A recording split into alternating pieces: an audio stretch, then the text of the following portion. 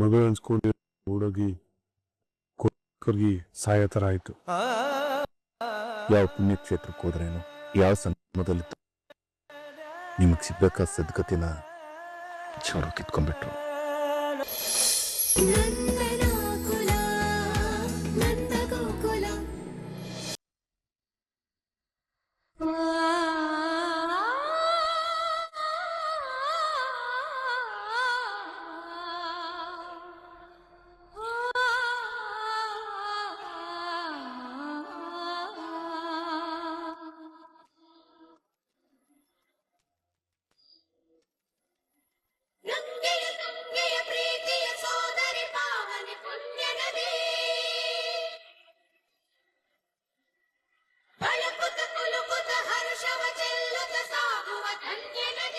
ಮಾಧವ, ಅಪ್ಪ ನಾವು ದೇವಸ್ಥಾನಕ್ಕೆ ಬಂದಾಯ್ತು, ಎಲ್ಲೋ ಗೈಡು? ಅಪ್ಪ ಅದು ಐ ಆಮ್ ವೇಟಿಂಗ್.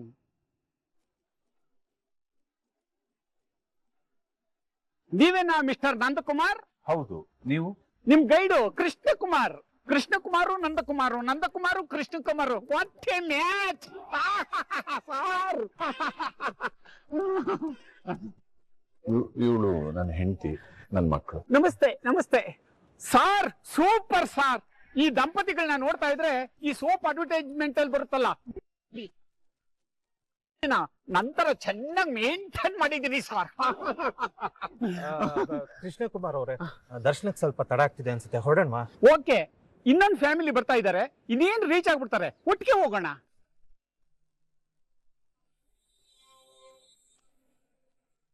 ತೊಂದ್ರೆ ಏ ತಡ ಏನಾಗಲ್ಲ, 5 ನಿಮಿಷದಲ್ಲಿ ಬಂದ್ಬಿಡ್ತಾರೆ. ಅಗೋ ಬಂದ್ಬಿಟ್ರು ನೋಡಿ.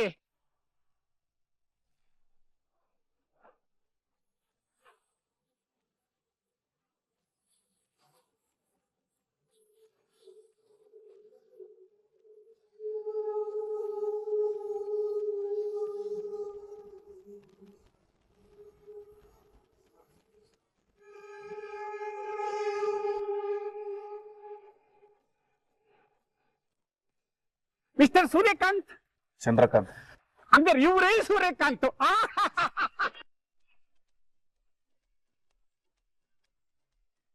ನಾನು ನಿಮ್ ಗೈಡು ಕುಮಾರ್. ನೀವು ದೊಡ್ಡಬಳ್ಳಾಪುರದವರು, ನೀವು ದೊಡ್ಡಬಳ್ಳಾಪುರದವರು. ಇನ್ಸಿಡೆಂಟ್ ನಿಮ್ಗೂ ಏನಾರ ಪರಿಚಯ ಇದೆಯಾ? ಪರಿಚಯ ಇಲ್ಲ, ಬರೀ ಪರಿಚಾಟ ಅಷ್ಟೇ. ಏನು ಅಂದ್ರಿ? ಹೋಗ್ಲಿ ಬಿಡಿ. ಅವ್ರ ಪರಿಚಯ ಕಟ್ಕೊಂಡು ನಮಗೆ ಏನಾಗ್ಬೇಕಾಗಿದೆ? ಮೊದಲು ನಮಗೆ ದೇವಸ್ಥಾನದ ಪರಿಚಯ ಮಾಡಿಸಿ. ಓಕೆ ಬನ್ನಿ, 2 ಫ್ಯಾಮಿಲಿಗೂ ಒಟ್ಟಿಗೆ ಗೈಡ್ ಮಾಡ್ಬಿಡ್ತೀನಿ. ಮೊದಲು ನಮ್ಮ ಗೈಡ್ ಮಾಡಿ. ಸಾರಿ ಸರ್, ಇಬ್ಬರಿಗೂ ಒಂದೇ ಟೈಮ್ ಕೊಟ್ಬಿಟ್ಟಿದ್ದೀನಿ, ಒಟ್ಟಿಗೆ ಗೈಡ್ ಮಾಡ್ತೀನಿ, ಬನ್ನಿ. ಅಲ್ಲ ರೀ, ಇಟ್ಸ್ ಓಕೆ.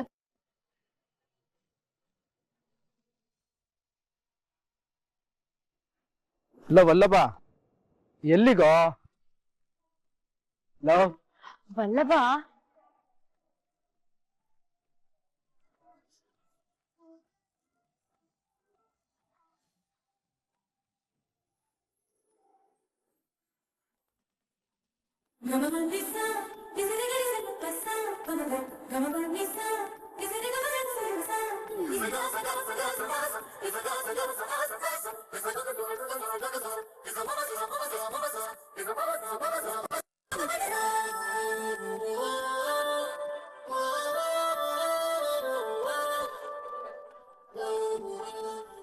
ತುಂಬಾ ಚೆನ್ನಾಗಿದೆ.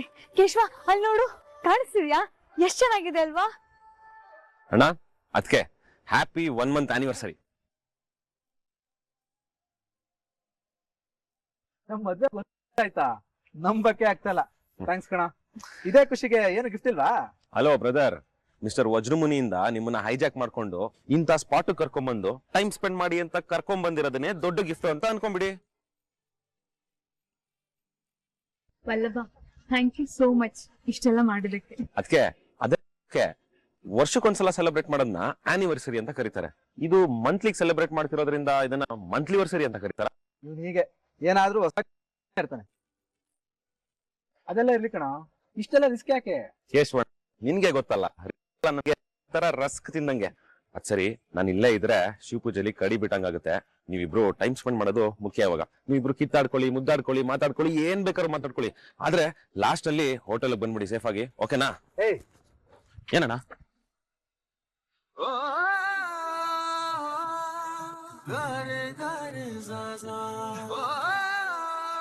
ಥ್ಯಾಂಕ್ಸ್ ಕಣ.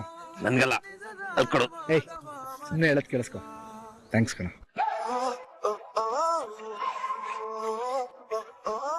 ಸರಿ, ಎಂಜಾಯ್ ಯೋರ್ ಟೈಮ್, ಓಕೆ? ಬಾಯತ್ಕೆ. Happy anniversary. ಅಲ್ಲ ಅಲ್ಲ ಅಲ್ಲ, ಮಂತ್ಲಿ ವರ್ಸರಿ ಮಿಸ್ ಹೆಂಡತಿ. Wish you the same mister ಯಜಮಾನ್ರೆ. ನೋಡಿ, ಇದೇ ನಮ್ಮ ಕಾವೇರಿ ತಾಯಿಯ ಉಗಮ ಸ್ಥಾನ ತಲಕಾವೇರಿ. ಇಲ್ಲೇ ತಾಯಿ ಹುಟ್ಟಿ ಜೀವನದಿಯಾಗಿ ಹರಿಯೋದು. ಈ ಕಾವೇರಿ ತಾಯಿ ನದಿ ಸ್ವರೂಪ ಹೇಗೆ ತಾಳದ್ಲು ಅಂತ ಗೊತ್ತಾ ನಿಮ್ಗೆ? ಪುರಾಣದ ಪ್ರಕಾರ ಅಗಸ್ತ್ಯ ಮುನಿಗಳು ಲೋಪ ಮುದ್ರೆನ ಹೆಂಡತಿಯಾಗಿ ಪಡಿತಾರೆ. ಆ ಲೋಪ ಮುದ್ರೆ ಕಾವೇರಿ ರೂಪವನ್ನ ತಾಳ್ತಾಳೆ, ಅಂದ್ರೆ ಜಲವಾಗಿ ಪರಿವರ್ತನೆ ಆಗ್ತಾಳೆ. ಇದೇ ಸಮಯದಲ್ಲಿ ಭೂಲೋಕದಲ್ಲಿ ಹಾಹಾಕಾರ ಅಂದ್ರೆ ನೀರಿಲ್ದಲೆ ಆ ಬರಗಾಲ ಎಲ್ಲ ಬಂದಿರುತ್ತೆ. ಇದನ್ನ ನೋಡಿದ ನಮ್ಮ ಗಣೇಶ ಒಂದು ಪ್ಲಾನ್ ಮಾಡ್ತಾನೆ. ಕಾಗೆ ಸ್ವರೂಪವನ್ನ ತಾಳಿ ಆ ಕಮಂಡಲವನ್ನ ಭೂಮಿಗೆ ಕೆಡಗುತ್ತಾನೆ. ಆಗ ಆ ಕಮಂಡಲ ಇಲ್ಲಿಗೆ ಬಂದು ಬೀಳುತ್ತೆ. ಇದೇ ಕಾವೇರಿ ನದಿಯಾಗಿ ಹರಿಯೋದು. ಮತ್ತೆ ನಮ್ಮ ಕಾವೇರಿ ಅಂದ್ರೆ ನಮ್ಮ ಕೊಡಗಿನ ಜನಕ್ಕೆ ಬರೀ ತಾಯಿ, ಸರ್ವವೂ ಅವಳೆ. ಕಾವೇರಿನ ಬರೀ ನೀರು ಅಲ್ಲ, ತೀರ್ಥ ಅಂತ ಕಣ್ಗೊತ್ಕೋತೀವಿ. ತೀರ್ಥ ಅಂದೇಟ್ಗೆ ನನ್ಗೊಂದ್ ಮಾತು ನೆನಪಾಯ್ತು ನೋಡಿ. ಪ್ರತಿ ವರ್ಷ ತುಲಾ ಸಂಕ್ರಮಣದಲ್ಲಿ ಕಾವೇರಿ ತೀರ್ಥೋದ್ಭವ ಆಗುತ್ತೆ.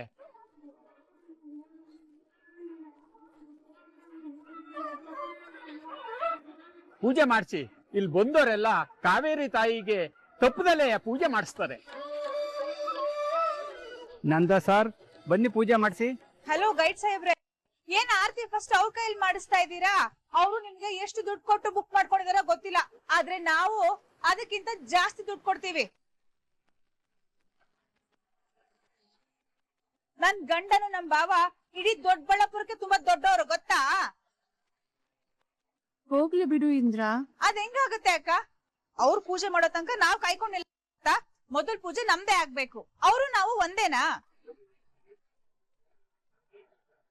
ಅಲ್ಲ, ಯಾರ್ ಮೊದ್ಲು ಪೂಜೆ ಮಾಡಿದ್ರೆ ಏನು, ಯಾರು ಕೊನೆಯಲ್ಲಿ? ಜಾಸ್ತಿ ಮಾತಾಡ್ಬೇಡ್ರಿ. ನಿನ್ ಸಮಯ ಉಳಿಸ್ಕೊಳ್ಳೋದಕ್ಕೆ ಇಬ್ರಿಗೂ ಒಂದೇ ಸಲ ಗೈಡೆನ್ಸ್ ಕೊಟ್ಕೊಂಡು ನೀವು ಆಟ ಆಡ್ತಾ ಇದ್ದೀರಾ.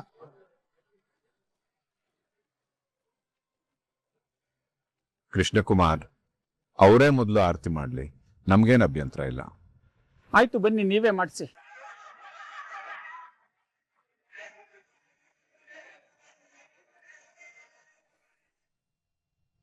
ಏನ್ ಗೊತ್ತಾ ಕೇಶವ, ಮಾವ ಇವಾಗ್ಲೂನು ಅವ್ರ ಬೈಕಿನ ಅತ್ತೆ ಕೈಲೇ ಇಸ್ಕೊಳ್ಳೋದು, ಅವ್ರ ಮುಖ ನೋಡ್ಕೊಂಡೆ ಅಂಗಡಿಗೆ ಹೋಗೋದು.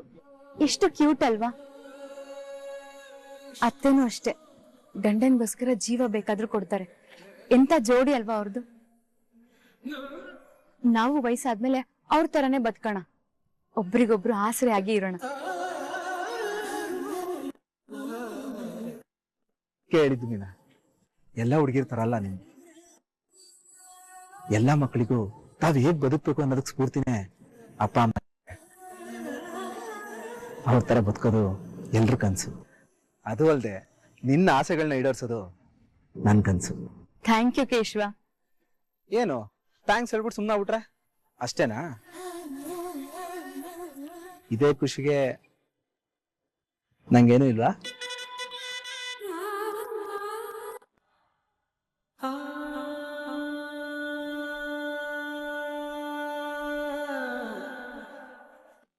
ಅಪ್ಪಾಜಿ, ನಮ್ಮನ್ನ ಕ್ಷಮಿಸ್ಬಿಡಿ.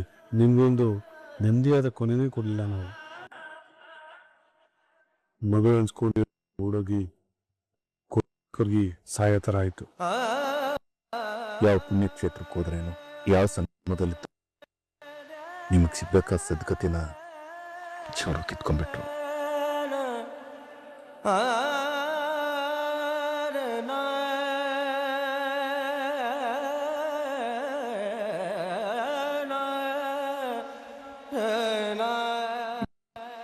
ಬೇಜಾರ್ ಮಾಡ್ಕೋಬೇಡ್ರಿ. ಅವ್ರು ಆಡೋ ಮಾತನ್ನ ನಾವು ಮೂವತ್ತು ವರ್ಷಗಳಿಂದ ಕೇಳ್ತಾನೆ ಬಂದಿದ್ದೀವಿ. ಒಂಥರ ಅದು ನಮ್ಗೆ ಅಭ್ಯಾಸನೇ ಆಗಿದೆ. ಅದನ್ನ ಈ ಕಿವಿಲ್ ಕೇಳಿ ಆ ಕಿವಿಲ್ ಬಿಟ್ಬಿಡೋಣ. ಅವ್ರು ಹೇಳಿದ ಮಾತನ್ನ ಮರ್ತು ಬಿಡ್ರಿ. ಮನಸ್ಸಲ್ಲಿ ಇಟ್ಕೊಂಡ್ರೆ ಸ್ವಂತ ಆಗುತ್ತೆ. ಮನ್ಸಲ್ಲಿ ಇಷ್ಟೊಂದು ನೋವಿಟ್ಕೊಂಡು ನನಗ್ ನೀನ್ ಸಮಾಧಾನ ಮಾಡ್ತಾ ಇದೆಯಲ್ಲ.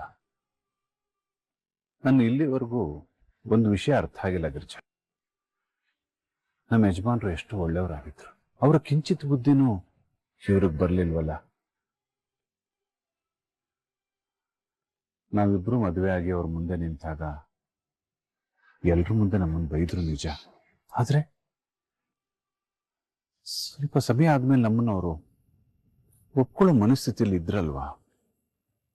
ಆ ವಿಷಯ ಇವ್ರಿಗೆ ಯಾಕೆ ಅರ್ಥ ಆಗ್ತಾ ಇಲ್ಲ. ನನಗೆ ಈ ಕೊಂಕು ಚುಚ್ಚು ಮಾತುಗಳೇ ಸುಸ್ತು ಮಾಡ್ತಾ ಇದೆ ಗಿರ್ಜ. ಸರಿ ಬಿಡು, ಅದ್ರ ಬಗ್ಗೆ ಮಾತಾಡಿ ಏನ್ ಪ್ರಯೋಜನ. ವಲ್ಲಭ, ಇನ್ನು ಕೇಶವ ಹುಷಾರಾಗ್ಲಿಲ್ವಾ? ಕೇಶವಣ್ಣಂಗೆ ಜ್ವರ ಹಾಗೆ ಇತ್ತು, ರೆಸ್ಟ್ ಮಾಡಿ ಅಂತ ಅಲ್ಲೇ ಬಿಟ್ಟು ಬಂದೆ. ಸರಿ, ನಾವೆಲ್ಲ ಹೊರಡೋಣ.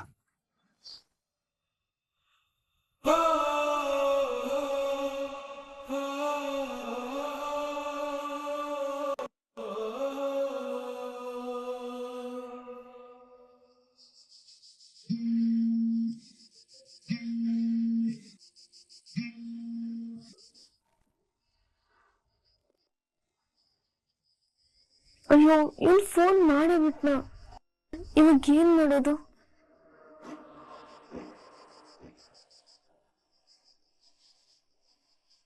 ಹಲೋ ಸಿದ್ದು. ಅಬ್ಬು, ನಾನು ಬಂದಿದ್ದೀನಿ. ಹೊರಗೆ ರಿಸೆಪ್ಷನ್ ಹತ್ರ ಗಾರ್ಡನ್ ಇದೆಯಲ್ಲ, ಅಲ್ಲಿಗೆ ಬಾ. ಬೇಡ ಅನ್ಸುತ್ತೆ ಸಿದ್ದು, ನಾಳೆ ಮೀಟ್ ಆಗೋಣವಾ? ಈಗ ನೀನ್ ಹೊರಟೋಗು. ಅವೆಲ್ಲ ಆಗಲ್ಲ, ನಾನು ಕಾಯ್ತಿದ್ದೀನಿ, ಬಾ ಅಷ್ಟೇ. ಸಿಕ್ಕಾಕೊಂಡ್ರೆ ಸತ್ತೇ ಹೋಗ್ತೀವಿ ಕಣೋ, ಪ್ಲೀಸ್ ಅರ್ಥ ಮಾಡ್ಕೋ. ಅಮ್ಮು, ನಿನಗೋಸ್ಕರ ಊರ್ ಬಿಟ್ಟು ಊರ್ ಬಂದಿದ್ದೀನಿ. ನೀನ್ ನನಗೋಸ್ಕರ ರೆಸಾರ್ಟ್ ಇಂದ ಒಂಚೂರು ದೂರ ಬರಕ್ಕಾಗಲ್ವಾ?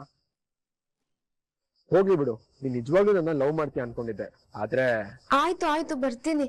ನಿನ್ ಮಾತ್ನ ಎಲ್ಲಿಂದನೂ ಎಲ್ಲಿಗೆ ತಗೊಂಡ್ ಹೋಗ್ಬೇಡ ಸಿದ್ದು.